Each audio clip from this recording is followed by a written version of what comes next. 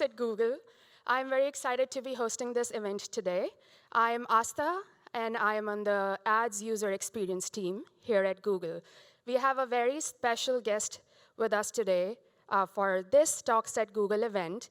Before we get into introducing our guest, I just wanted to do a quick reminder that we have time at the end saved for questions. So if you are in the room, you're welcome to queue up next to the microphones.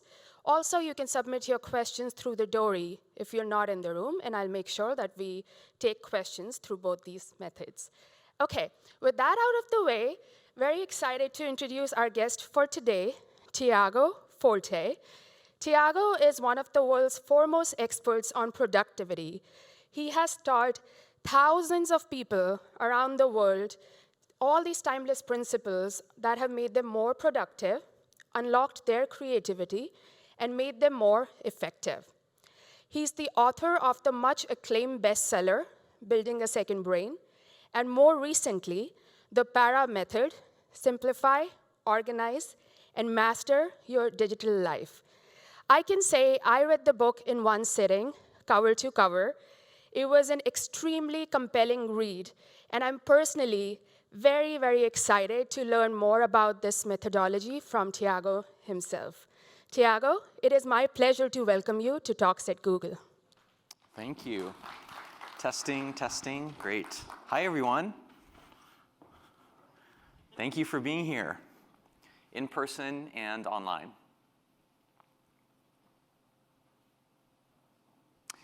In the 4th century BC, Aristotle, heard of him, claimed that all human knowledge, all of it, could be classified according to its substance, quantity, quality, relation, place, time, position, state, action, and passion. Reading about it, you get the sense that it was like a weekend project for him. We've all been there, right? He was like, let me just take one weekend, push everything aside, and just get organized. It'll be easy. It was not easy. And little did Aristotle know, he was kicking off a millennia-long, many centuries-long quest to find a universal system for categorizing knowledge. Fast forward 2,000 years. Francis Bacon, the scientist and philosopher, said, let's try this again, but it was too complicated. That's too many categories. It's really just 3. Memory, basically history, the past, reason, philosophy, and imagination, the fine arts.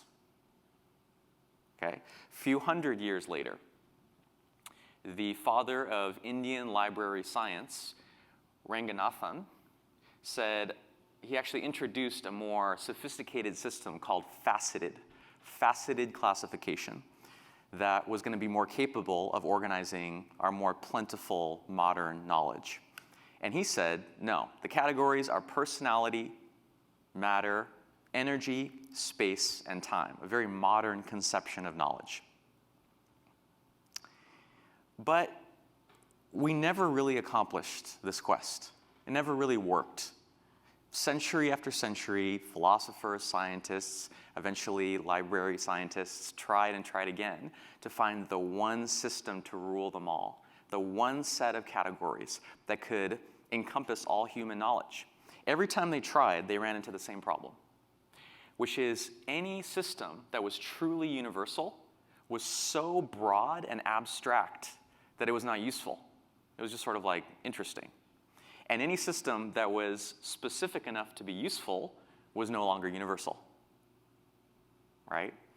In a way, since we're here, Google's original mission statement to organize the world's information and make it universally accessible and useful, in a sense, was picking up the baton on this age-old quest. And I would say they succeeded. You succeeded, but in a completely different way. Forget categorization, definitely forget using human effort to individually classify each piece of information, which wasn't even possible 2,500 years ago, much less today, that we're producing exponentially more information. Okay? So we did it in a way. But I would argue that the dream of a universal system, a universal, sometimes called a taxonomy, is still alive and well, and still just as important as ever, in a much smaller realm, which is the world of the individual. One person's information, okay? And part of the reason for that is the technologies that Google used and other search engine creators used, crawling and indexing and graph databases and all these different tools, don't work for all information, right? They work for some of it, a lot of it, but there are entire categories of information that are totally not addressable with that approach. At first, it might be hard. When I say that, people go, is there really? It's hard to think of examples. And in fact, the most common kind of objection to my entire work is, that sounds like too much effort, I'll just Google it, right? So that's a perfectly valid and fair objection.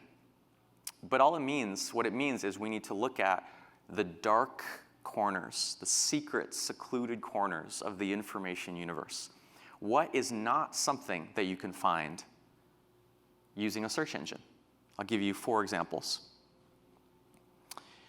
Information that is simply personal. It just has to do with you, right? It's not worth indexing. You don't particularly want to make it universally accessible, right? It might be very temporary. It's only relevant today or this week. Your to-do list, your calendar, your agenda, your personal contacts, your notes, right? Personal information. Think about memories. What has happened to you in your past?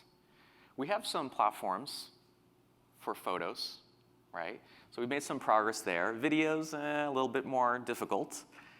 But if you think about the broader scope of our memories, our past, can you search your past?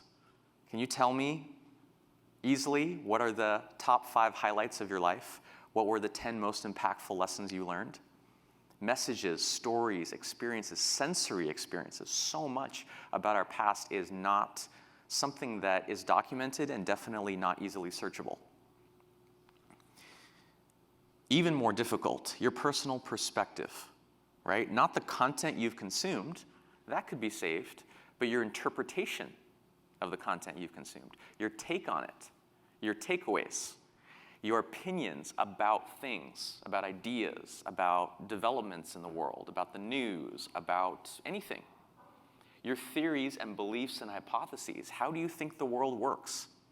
Or your industry, how does that work? Or your organization, or your team, or your household, whatever level you're thinking at.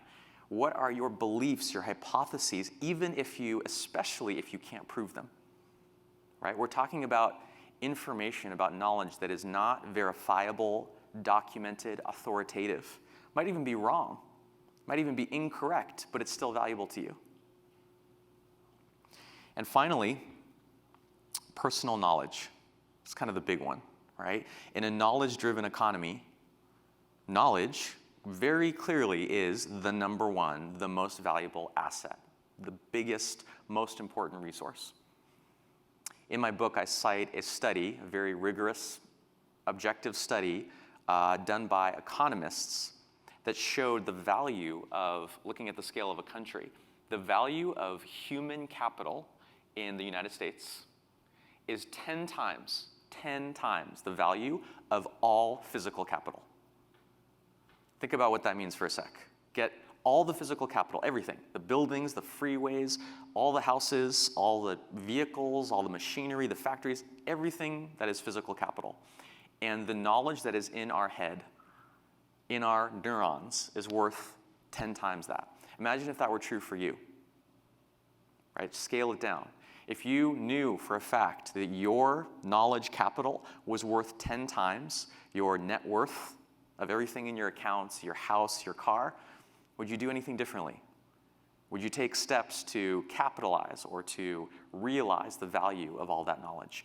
Your ideas, your insights, your expertise, lessons learned through many times really difficult, hard-won, real-world experience. Your failures, your mistakes, and your successes. In other words, your tacit knowledge. Things that you know, and you know that you know, You swear you have that expertise and that knowledge, but you can't quite articulate all of it or even say what it is. It's tacit. It is embedded in your body, mind, life experience, and your environment. Starting in the 1990s, actually nearby at UCLA, a new field, a new discipline was coined called personal knowledge management, PKM. This is the sort of academic counterpart to what I do and is the source of many of the insights that I draw upon. Okay? Since the 1990s, it's become a legitimate, full-fledged field with conferences and journals and studies and different organizations dedicated to it. PKM also has a historical counterpart, a historical legacy that is almost as old. Okay? It's something called a commonplace book. Okay, the word commonplace comes from the Greek. It was a place, a book, or some sort of medium of writing in ancient Greek courts or assemblies or political meetings where they would keep the records. It was the common place for all the decisions and ideas and actions that were taken. Okay? And since then, it's been a continuous thread throughout history, especially in periods of intense change or uncertainty. It's actually been reinvented again and again all over the world, in Japan and China during periods of change and uncertainty, in Poland and Eastern Europe during times where the boundaries of countries and empires were being redrawn, and most famously in Europe during these revolutions, right? The Renaissance, the Enlightenment, the Industrial Revolution, the Scientific Revolution. All those revolutions were happening out in public, out in the world, transforming society. And in order to cope with that, in each of these periods, people needed a private place to think, basically. Okay? They needed a commonplace book, which was simply a book like the one you see here, that was private, that was informal, only for them, for their eyes only, where they would keep bits and pieces of what we would call content from many different sources to understand the world, to record quotes or Bible verses or recipes or genealogical records. They would keep excerpts from their reading, bits of poems, and in later years, drawings and photographs as well. It was a personal repository of information, of knowledge that they used to make sense of the world. So in a sense, the goal of PKM, personal knowledge management, the goal of commonplace books is in a way less ambitious.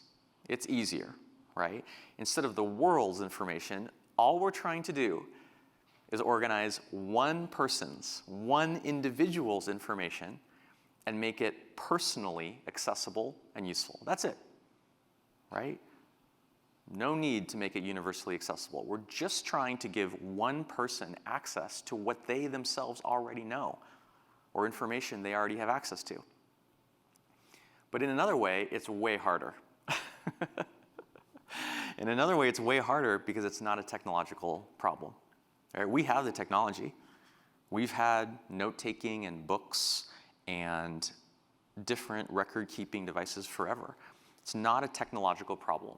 It is a human problem, always much more challenging.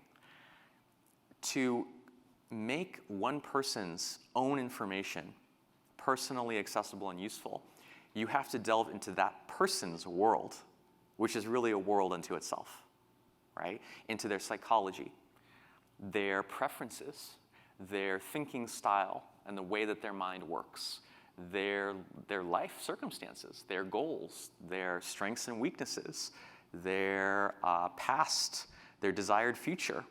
In a weird way, the internal world of one individual is in a way more complex and unpredictable than the whole world itself. Plus the fact that you have to do it for yourself, right? There's no, at least so far, off-the-shelf solution. Trust me, I teach a course about this, and people use at least 30 or 40 different software programs to apply the lessons that I'm sharing with you now. And each person is totally convinced that their software platform is the only one that works. because that's the one that works with their mind, right? Last year, I published a book, my first book called Building a Second Brain. Did a Google Talk, which you can watch, which was about how to do this, how to create essentially a modern digital commonplace book. My term for that is a second brain, an extension of your first brain into a second brain. This month, actually just about 2 weeks ago, I published a follow-up second book called The Para Method that really zeroes in on the core challenge that people have with whether it's creating a second brain or just this whole realm of dealing with information, which is how in the world to organize it. How do I organize it? That's the question, the complaint, the desire that I hear constantly every day. It's not hard to acquire data these days. You hit save, capture, share, download, and you have all the information you could ever want or need. But then what to do with it? My answer to that, my solution that I came to after more than a decade of teaching, coaching, writing, honestly just trying everything and anything to see what works and what works for the widest variety of people, is called Para. Okay? I'm going to introduce you to it briefly and then say a little bit about why it works and where it comes from and how you can use it as well. Para is an acronym.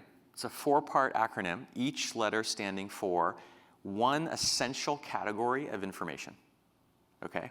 The P is for projects.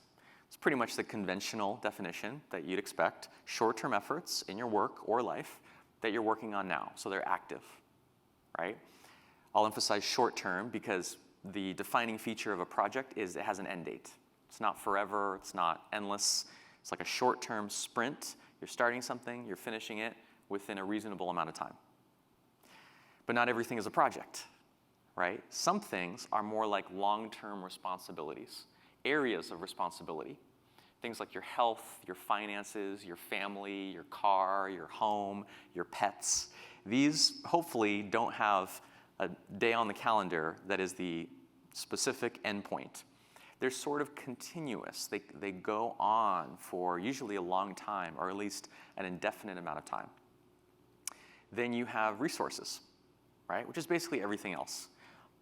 Advice you hear, content you consume, highlights from books, quotes from podcasts, excerpts from articles you read, lessons from courses or conferences, everything else, the whole universe of content consumption, which is really topics or interests that may be useful in the future, right? That interest you, that spark your curiosity, that you're passionate about.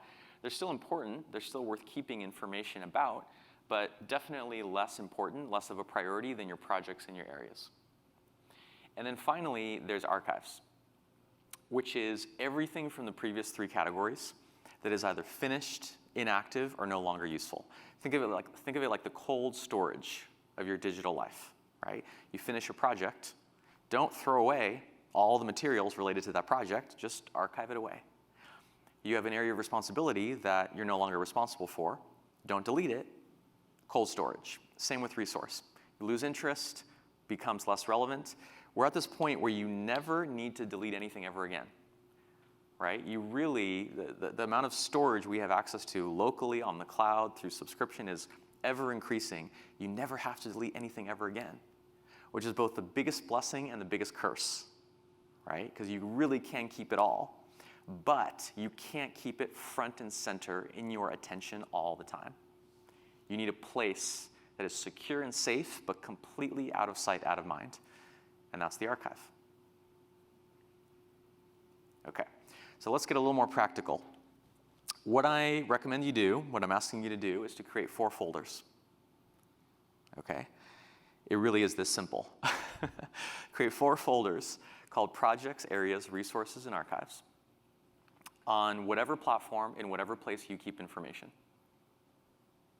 Okay, and that's a key point, is this is a platform agnostic system, probably its greatest strength. Okay, so if you're wondering where are these folders, which platform should I choose, which is kind of a stressful decision, right? My answer is pretty much everywhere. You can and should use Para to organize, if you adopt this solution, to organize your cloud storage drives, your local storage, your documents folder, your project management software, your task manager, your calendar, your note-taking app. Did I miss any? I've seen people organize even other things, their finances, their pantry and refrigerator, their wardrobe. Once you see it, you're going to see it everywhere, which is these 4 categories endlessly repeating themselves at different scales and in different ways. Okay, so in whatever platform that you are keeping information on, let's just say it's the documents folder on your computer. Underneath or within each of these top-level folders, I recommend you create one folder for each one of the specific projects, such as completing a web page design, buying a new computer, renovating a bathroom. This is both work and life. A specific folder for each of your active areas, such as work-related ones like marketing, human resources, or personal ones like your health. And these lists could very well continue. These are just a few examples. Resources. Create a folder for graphic design assets, graphic design templates. Create a resource folder for your personal productivity. Any tip or piece of advice or productivity app that you come across. Or even for something that's just a side hobby, organic gardening. What you're learning about how to take care of plants. And as you live your life, do your job, progress in your career, those various things will finish or become inactive, and that's when you can move them to the archive, which is really your history. It's the record, but also all the supporting documentation for basically everything else, everything you've ever done. The projects you've taken on, the areas you've been responsible for, the resources you've collected. I sometimes summarize Para that it's 4 folders and a question, okay? Because this is all great to have somewhere to put things, but how do you decide? That's usually the next question. How do you decide where something goes? Right? Sometimes it's not very clear. Sometimes a piece of information can go more than one place or many places. And what I've found is when it comes to personal organizing, like organizing on an individual level, you only really have the time and energy for one question. For one question, right? I'm guessing you don't have a ton of extra bandwidth to spare. You don't have an overabundance of energy and cognitive open space. When it comes to making decisions about where to put things, we have barely enough time maybe for one question. The best question I've found, the most effective, is the following. How and when will I use this next? It's a little bit cheating because it's kind of 2 questions, but the answer is really the same, right? The answer, and you can ask this question of really anything, any note, any story you hear, any example, any piece of research, an image, a slide, a piece of audio, a video, a design asset, a contact, really anything. How and when will I use this next? It's really asking you to look at information not through the lens of what it means. That's our default and where we really get into all those universal systems that get too complicated. Instead of what it means or what kind of information it is, which is really endless, looking at information through the lens of utility. Utility. How can this be useful? How can it actually change something? How can it make a difference? How can it improve something for someone? For myself, for my family, my community, my neighborhood, my team, my organization, or the world. Okay? It's a big mindset shift for a lot of us in comparison to school, where everything was by academic subject. But the answer to how and when is always one of these, right? There's really, it's a multiple choice question with 4 answers, and no, none of them are wrong, right? You're gonna use it in some project. Think about the word project in its broadest sense, right? Almost anything that you're actually doing, engaging in, is a project. It can be the tiniest, changing a light bulb sometimes. I recently had to change a light bulb, and it became a project because I had to research, it's a special kind of bulb, and then I had to go to the hardware store, didn't have it. Then I had to go online. It became this whole thing. Changing a light bulb can be a project, all the way to the most massive construction of a building or something can also be a project. If it's not part of a project, it's part of an area, right? It's something that there's no, goal or milestone that you're driving towards, but there's some responsibility. There's something that you're overseeing or that you are sort of a part of or you're involved in or you're accountable to that means it's worth keeping that information. If not, it's a resource. And if it doesn't go into one of those three, then you don't have to keep it. Right? What could possibly be the use case for a piece of information that doesn't fit into any of these when we're talking about an individual?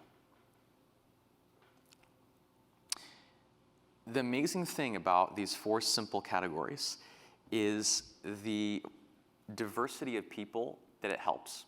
I still kind of can't believe it to this day that 4 folders in a question has gone so far, has become a course and a book and now a Google Talk, and there's people using it from 3rd grade classrooms to organize their arts and crafts projects, I know of one, all the way to Fortune 500 companies, to NASA engineers, to people with hundreds of millions of dollar budgets, and everything in between, everyone in between. Somehow, and this is where we'll go next, the simplicity of it. You can't overcomplicate 4 categories. There's no way to use it as a form of procrastination, organizing and organizing and organizing, because you're avoiding actually just doing the work, right? It's always clear where something goes, and if not, you really just put it into one of 4 large categories, and you're pretty likely to come across it again in the future, or there's always search, which is sort of the safety net to all of this, right? So there's 3 reasons that I think it works so well for such a wide variety of use cases. The first is that it's simple, that it minimizes the cognitive load of people. I think a lot of people, a lot of the time, are very close to being overwhelmed, right? They're at their limits. The complexity of their work and their life and just managing a household, just adulting, just living a modern life pretty much maxes out the cognitive load that we can handle. And so we need an organizing system that is not as complex as our life. If you have an organizing system that is just as complex as your life, then you'll spend all your time organizing stuff and not actually just living your life, right? So in a sense, it has to be reductive. It has to be too simple or simplifying in a sense so that it frees up more time and attention than it takes. The second reason I think it works well is that it is actionable. It's so tempting in the digital realm to accumulate for the sake of accumulating, right? Digital hoarding. It's become easier than ever. Just by moving your finger and clicking and tapping, you can amass many lifetimes worth of data in no time at all. And it's challenging because there's no constraints. Unlike, say, your house, where you'll eventually, run into the walls, or a warehouse space, there's some kind of physical limit. In the digital realm, there's essentially no limit. You can really do it forever. So actionability, what is useful, what is active, what is a milestone that you're working toward, is the organizing principle of Para that I think is so powerful because it really focuses on your tangible projects and goals. What are you actually trying to accomplish right now? What are the goals that if you reach them would actually make a difference, right? Make a difference to your career, your health, your customers, the communities that you serve. And third, returning back to that age-old dream, it is universal, okay? And when I say universal, it's not in the sense of all human knowledge. You definitely don't want to try to save, all human knowledge on your computer. But what I've noticed time and again is that we are now a highly cross-platform species.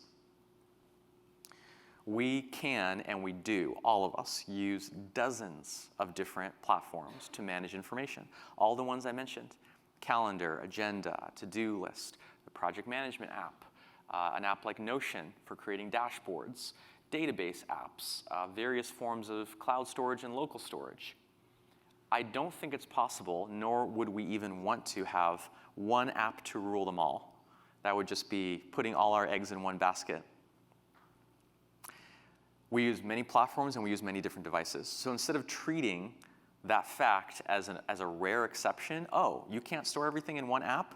I prefer to assume it, to just assume that any given modern person, professional, will use a whole variety of different apps. And those actually will all be changing all the time, right? They're constantly turning over, you're moving to new places. Para is cross-platform in the sense that you create the same 4 categories with many of the same subcategories in each and every single place where you have your information. Okay? And we don't even have time to get into this, but that universality also applies across people. How often do you have shared repositories, shared drives, shared projects? And the 4 words of Para, each of which is totally easy to understand, and we're using pretty much the conventional definition, often becomes a kind of shared language, right? Imagine if within your team or your department or division or organization, when someone said project, that meant something very specific that you all understood and were on the same page about. When you said area of responsibility, that had a specific meaning and a specific place on any given information storage platform that everyone understood. Everyone knew how to put something there when they wanted to save it, and just as importantly, how to find it when they needed it next.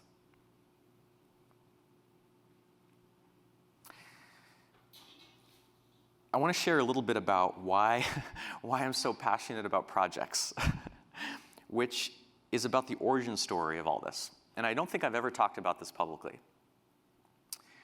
From about 2009 to 2011, I served in the US Peace Corps. The Peace Corps, for anyone who doesn't know, is a US governmental organization founded in the late 1960s. And since then, it has recruited and trained Americans of all ages to serve overseas in developing countries in various capacities, working on some sort of democracy building or economic development or, in my case, language capacity. I was assigned to a small town in the far northeast of Ukraine called Kupiansk, okay, a small town of a few thousand people, where I was to spend a little over 2 years teaching English to all ages. So my day job, every day I would wake up, go to school, and teach English classes just like any English teacher. I had grades from 3rd grade to 10th grade and a bunch of them in between. That was sort of my day job, but at night or on the weekends or during breaks or especially in the summer, my true passion was a program that I developed called PBC, Projects Bring Change. You can probably tell where this is going. What we would do is go to, for example, summer camps, which are a big tradition in Ukraine. During the summer, everyone goes down to the Black Sea coast, and you have these different summer camps that happen, or sometimes they happen on lakes or rivers or in the countryside. And what I would do is recruit a small group of students that I thought were promising, enthusiastic, really eager. And I would teach them what we would call some basic life skills or project management skills. Really simple stuff. How to set a goal. What even is a goal, right? Things like how to make a budget, how to make a plan with steps and sub-steps, how to make a to-do list, how to say what a project even is, a project scope, okay? And then in just a few days, during the course of the summer camp, which was no more than maybe a week, I would lead them in actually planning and executing a community service project. Okay, so actually put it into action. Things like a trash cleanup, or a fundraiser for a local library, or painting a mural, or different things to enrich and contribute to their local community. This isn't a sort of a long-standing part of Ukrainian culture. In a lot of post-Soviet countries, it was always the state. The state was responsible for all those things. In the years since the fall of the Soviet Union, it's had to become a much more grassroots thing. Okay? So we would do these projects. And, they weren't super impressive, just a few days picking up trash, painting, raising some money. But time and time again, to my amazement, I would see these small projects of just a few days completely transform these kids' lives. completely changed the trajectory of their lives. In just a few days, I would see them find within themselves new skills, new knowledge they didn't even know they had. They found a sense of self-confidence or agency being awoken within themselves by just watching themselves, seeing themselves reach out and actually solve a problem, in some cases a long-standing problem in their communities. I'll never forget doing a brainstorm on one of these very ancient chalkboards where we did a simple brainstorm, all the different community projects that we could do, basically the needs in the community. What are the needs in our community? We just did a brainstorm with Post-its. And then over here, we did another brainstorm with resources. What are all the different resources in the community? The tools, the physical materials, the knowledge, the relationships, all that stuff. And then we just did a matching exercise. Just matched the red Post-its and the green Post-its. And it was an incredible experience to just watch in that moment each of those teenagers seeing that for almost every problem that they could think of in their community, there was some existing resources, some existing piece of knowledge or some skill or some person that could address or at least make a difference in that problem. I left the Peace Corps after a couple of years. The program continued and actually went on for some years. But I came back to the US, moved to San Francisco, started my kind of professional career. And to my amazement, I saw the exact same thing, this exact same phenomenon in these, in most cases, elite, high-powered professionals that I was surrounded with in Silicon Valley. That a project, a simple project, whether it's at work or a side gig, whether it's something that they were asked to do or something that they decided to do, so often a discrete, tangible project where something happened, something was different before than after, something took place that wasn't going to happen anyway, in so many cases was the difference between that person believing themselves and not, believing that they were ready and believing they were not. I don't know, I have not yet encountered a mechanism that can change people's identities and make them believe in themselves and ultimately realize their potential than a hands-on, practical, short-term project. What I'm suggesting with Para is that fact is so important that you use it as the central organizing principle of your entire digital life. That all the information, the vast knowledge you have access to, you just organize it and align it over the projects and the goals that you are trying to accomplish. Thank you. That was awesome. We were talking about this earlier, and I mentioned how I am really excited about the system and want to implement it because I'm someone who has failed at multiple attempts to actually organize my digital life or organize my life. And what I really appreciate about the Para method is just how simple and flexible it is. And it seems like something that I can mold to really how I work versus trying to fit my life into how the system is supposed to work. So just as the first question, I would love to hear from you. What are the different parts of the system that are a must-do and the parts that are more flexible and can flex based on different people's preferences and working styles? Yes, great question. I would say, okay, I'll get a little nerdier here than I would otherwise because I know it's Google, it's engineering teams around here. I think the core principle is an information hierarchy, right? One of the deepest, most kind of fundamental patterns that you see everywhere, which I always think of as a pyramid, right? In any given situation, there is some small percentage of the information that is more important, right? In any book you read, there are some ideas that are more important. In any class you take, there are some takeaways that are more important and some that are less. In a conversation that you have, there are a few things that person said that are more important than less. It's kind of a natural structure of all information. So what Para does is just say, and really I think any good organizational system is, given that fact, take that little bit of information that is relatively more important and put it to the top. Make it easier to find, easier to access, more visible, easier to pick up and work with. And actually, that's how we organize most things. You know, it's funny, we organize, this is very funny, but our refrigerator with Para. And sometimes I'll ask my wife, Lauren, you know, where's some food? Where's the mayonnaise? And she'll say, it's in projects. And I know that means the middle shelf, which is the easiest to access, that has the stuff that you're working with every day. And so I would just say that that's the principle that needs to be present. Whether you use Para or something completely different is don't get the small percentage of most important information and hide it. This is what people tend to do. They hide it in some sub folder, in some corner that's hard to find. No, get that most important information and put it at the top in a place that you're easily going to be able to see it and find it and work with it. Para is one way to do that, but really it's a principle you see across a lot of platforms. I love that so much, and I gotta say, something that I was really excited about is earlier I got permission from you. I asked Tiago, I said, so you're saying I can use the system on my TikTok, Instagram, YouTube folders?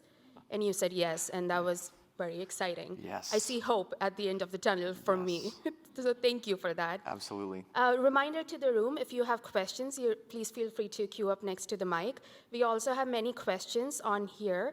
Could we please sort this by top? I don't think that's happened right now. As we wait for that, I would love to ask you a question about something very profound in the book that hit me pretty hard. You talk about how this system really makes you come to terms with where your energy is going, and it makes you be honest with yourself, or it's so important to be honest with yourself because you see it right there. Could you elaborate on that a little bit, please? Yes. So on the surface, Para is a way to organize your digital files. But that is almost kind of a Trojan horse because it really is more fundamentally two things. It is a way to structure your life, right? Even if you never saved another file in your entire life, you could still find value in this because there's value in saying, what are your currently active projects? Just making a list, right? Some people don't even have a computer or an electronic device.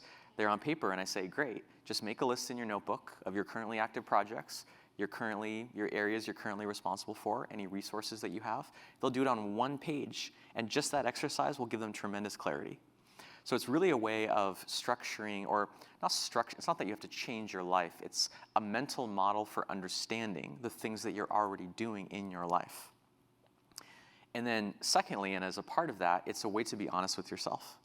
Often people create any kind of systems, but especially organizational systems, as a kind of aspirational, idealized version of their life. You know, they'll put a category for surfing. Do you surf? No. For, you know. Guilty. Maybe with that specific example also. It's aspirational. All organizing, in a sense, is kind of aspirational, right?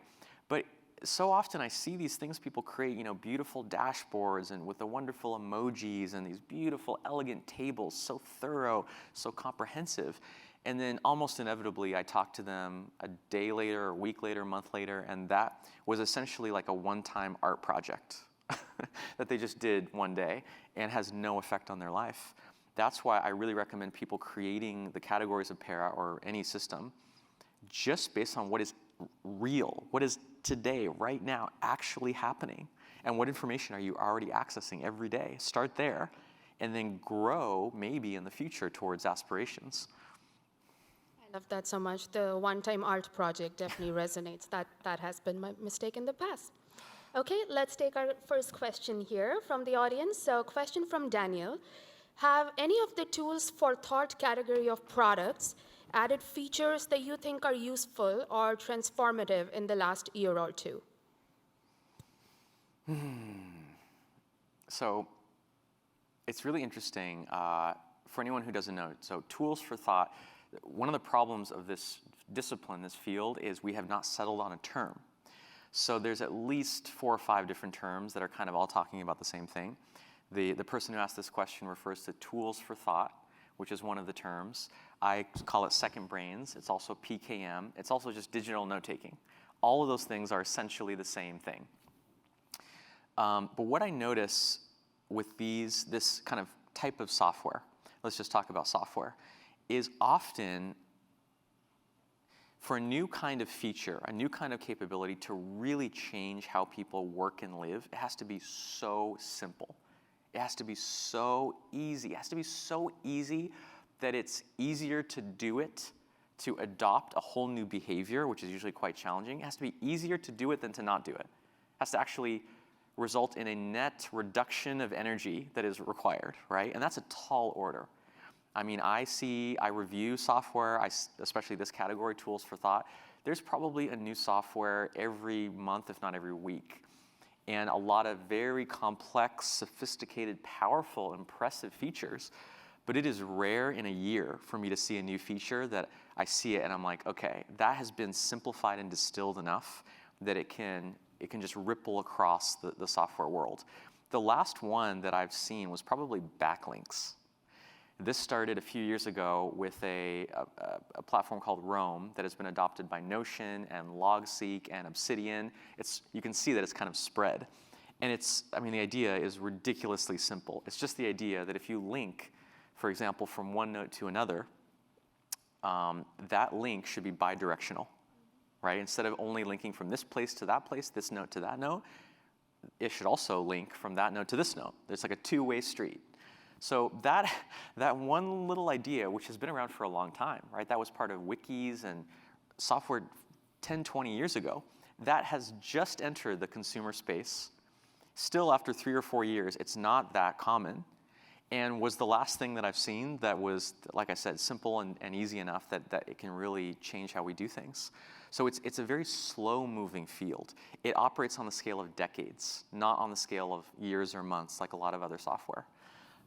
Yeah. Yeah, I think also something that resonates is how you talked about at the core, yes, technology and technological solutions help, but at the core, this is not a technology problem. It is more of a human problem, which is what you talk about in the book. We have a question from our live audience. Could you state your name and the question, please? Hey, yeah, my name is Joe. I'm actually a return Peace Corps volunteer too, so thank you for coming today. My question is really 2 parts. First part is, you mentioned that this is technology agnostic, but I think a lot of times without technology, there's a lot of friction, in terms of writing down a note or searching through your notes, for example. So what is your recommendation if, say, you currently don't have access to some of these common apps, maybe because your company restricts access to them? Like, what are your recommendations to just start something without these applications? And the second part is, without these applications, there's a lot of friction, and sometimes you kind of need motivation to put a lot of effort into organizing your notes because there are benefits later on. But the upstart is kind of taking a lot of efforts. How do you keep up with that motivation? Great questions. Okay, so one at a time. Especially in a workplace setting, it is super important. This is a pragmatic, not a super idealistic philosophy. So you should definitely need to know and follow all the rules that your workplace puts on information, where it can be, where it can't be, what format, where it can be sent, where it can't be. The funny thing is, as I've worked with professionals and companies on this, that is much more common than not, right? It is practically universally the case that there's compliance issues, there's privacy issues, security issues. Sometimes, we've worked with healthcare organizations, there's HIPAA. It is far more common that there is a whole litany of different rules and regulations than not, right? And so what I would say is almost always the solution is to just segment. You start creating almost like frontiers or borders. So let's say personal information about your side projects and hobbies can go in a note-taking app like Evernote because that's just your personal stuff. Anything related to a work project has to go into your intranet or your wiki or whatever app you use at your workplace. But that's perfectly fine. You can still use Para across both. In fact, whatever number of segmentation you have, some people like to segment work versus personal, have those in completely different software programs. Some people like to have projects in one place and areas in a different place. Some people have most information in one platform, but then one very specific kind of information, such as customer data, has to go somewhere else. The categories of Para cut across whatever segmentation you have to use. That's kind of the way it was designed. And so I would just create whatever segmentation is needed to follow each and every one of those, those rules and regulations. For the second one, I mean, this is the whole problem, the motivation problem, right? That is almost the question.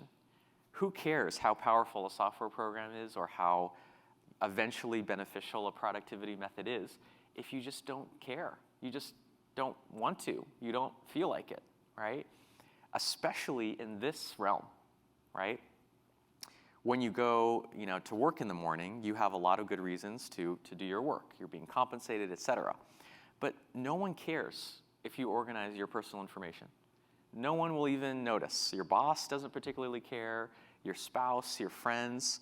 It's sort of like a personal, nerdy obsession that you have. So you really have to connect with your personal motivation, which in my experience is usually a project, and often not a work project. It's a project that you've chosen to take on, you may not be compensated for it, may not even make money, may not be something that is even very explicit and very visible.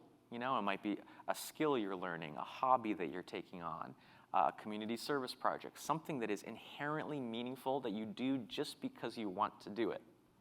That right there is the perfect training ground for this, because adopting any new methodology such as para, there is a learning period. There's training wheels. You kind of have to get used to thinking in a way that is a little bit more systematic than we're used to thinking about. And if you're doing it in a project that you would do anyway, that you're doing almost just for fun, for personal interest, for passion reasons, that is a good way to get started. Once you learn it, then I often see that people will start with one project and then it kind of spreads. It kind of takes over all these other things. But I would start with just one personal project that you're really passionate about. Thank you. Thank you for the question. Let's take one from our audience that's watching the live stream. So question from Damla. Welcome to Google. How is para different from building a second brain, which Damla loved? Is it building on it? Yes, it's very closely related. I would call it it's kind of like an implementation guide. Okay, you're sold on the second brain concept, sounds cool. Where do I start? Para is how you start. It's also kind of like the summary, if you'd like a shorter, my second book is less than 1/3 the length and uses, I'd say, simpler language, simpler concepts. There's less that you have to really take in and understand conceptually, much less with the para method. But they're really the same system. In fact, one of the chapters in my first book, Building a Second Brain, is about para. All I did was get that one chapter, which is people's favorite chapter, the chapter that I have the most questions on. That's why I did the second book. I got that one chapter and expanded it into its whole own book. And the reason for that is before going off and creating all these new complex systems, just start with organizing the content you already have. You already have content. It's sitting in your email inbox, in your web bookmarks, in your notes app on your phone. It's there. Start with organizing the stuff you've already saved. That's what para is for. If then you want to sort of expand your horizons, think about your creativity, think about realizing your potential, think about scaling up this system, that's when building a second brain becomes more relevant. Thank you. Do we have a question from the live audience? Yeah, hi, my name is Ben, and one thing that I think is really appealing about this method is that it's sort of top-down, and there are these general categories that make really nice sense intuitively. And I was wondering how you think about the other side of that equation, what atomic pieces of information are worth entering into a system like this? Yes, we didn't even really touch on this, but what is the right content to save in the first place, right? That is addressed much more in my first book. But it's funny, so first my advice is to be very selective, really picky. Most information out there, you can find it again. You can just Google it, right? Most of it will be there. And any piece of information you save, you're gonna have to, from that point forward, manage it, store it, revisit it. There's I almost think of each piece of information you save as a debt. Yes, it's an asset, but it's also a debt because it creates this kind of obligation just by the fact of it existing that you then have to do something with it, right? So I find most people that are interested in this subject are over-collecting, over-capturing. They're trying to kind of boil the ocean and create almost their own personal internet. You don't have to do that, right? I always think about 1%. 1% of a book that you read, 1% of a course that you take, 1% of the content, the information you consume in a given week, which will still be voluminous, right? And so most people, the skill they have to train is that discernment and it's a kind of decisiveness, right? When you read a book, let's say you're reading an ebook, don't do the classic highlight full page, turn, highlight full page, That is basically postponing the work of deciding what actually matters to your future self. Just take a second and ask, if I could only keep one sentence from this paragraph or this page, what would it be? And you can find, especially if you make that decision intuitively, like what actually resonates with you, what calls you, what surprises you, what makes you perk up and pay attention. That is actually the best criteria because it's faster. You can almost always make that decision right in the moment, save just the one sentence, and I promise you every subsequent step will be far easier. So I guess that's my short answer, is what resonates with you, what moves you. What I advise people to do is don't make the decision of what to capture logically, right? Because if you have to boot up the abstract conceptual part of your brain, so now you're burning calories, right? Now the energy is really being consumed. Instead, use your body, right? What makes the hair stand up on your arm? What makes your heart beat faster, your pupils dilate? What makes you lose your sense of time? These sorts of bodily somatic things, it's still you reacting to information, but it's using that system one, that faster, more intuitive system. And in the long term, honestly, results, it creates better results. You'll actually find the stuff you save that resonated intuitively in some mysterious way ends up being genuinely most novel, interesting, and helpful in the future. That would be my advice. Thank you. I love that. Thank you so much for that. I know we're out of time, but I'm going to squeeze in one more question from the live stream, if you don't mind. So the question is from Boone. I recall you being an Evernote user in the past. Were you digital first on this PKM journey? I love paper and ink, but they're tough to make accessible and useful without search. Wow, there's a lot in this question. Yeah, so let me start with the actual question. I was not digital first. I have, over the past, now more than maybe 15 years, been on 4 different platforms. The first of those platforms was paper, right? I mean, that's what I learned in school. That's how we all learned. It was pre-digital, or at least we weren't allowed to have technology in school. So I had the notebooks and the big binders and everything. And even the origin story of my second brain was dealing with a kind of unexplained medical conditions about 15 years ago. And I remember, getting my patient record from each doctor that I had to see on paper, highlighting on paper, organizing in categories on paper. And it was really when it became so voluminous, my medical record started to get like that thick, that out of pure necessity, I didn't even want to. I had to move to digital because of search. The ability to look for a keyword, to create links, to create annotations that themselves can be searched. I think paper is powerful. We're not trying to disrupt paper. Paper has a place, probably always will, but it's really using the combination. Paper when it makes sense, when it's more appropriate, and then digital. And sometimes you can save the paper in digital form using technologies like OCR, optical character recognition. So you don't have to choose, as a one-time decision, I'm going to go paper or digital. They are highly complementary. Information can move back and forth, between them as many times as you need.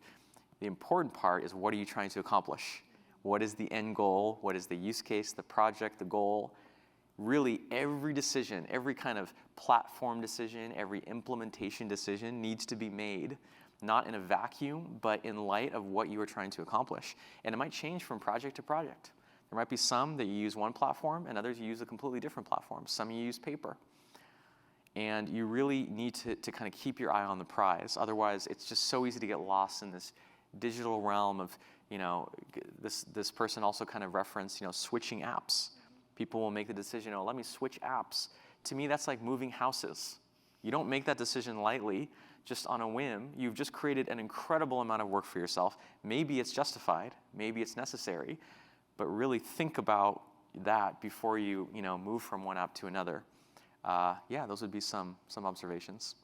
Yeah, the more we've talked about it, I completely see what you mean about how Para, the system, is a Trojan horse, but it really is so much more than that. It's more about really how each one of us is looking at information, processing information, what we value, and how we value information. So just so many great insights. Tiago, this has been exceptional. You are exceptional. You help so many people on their journeys. I'm so thankful to you for being here.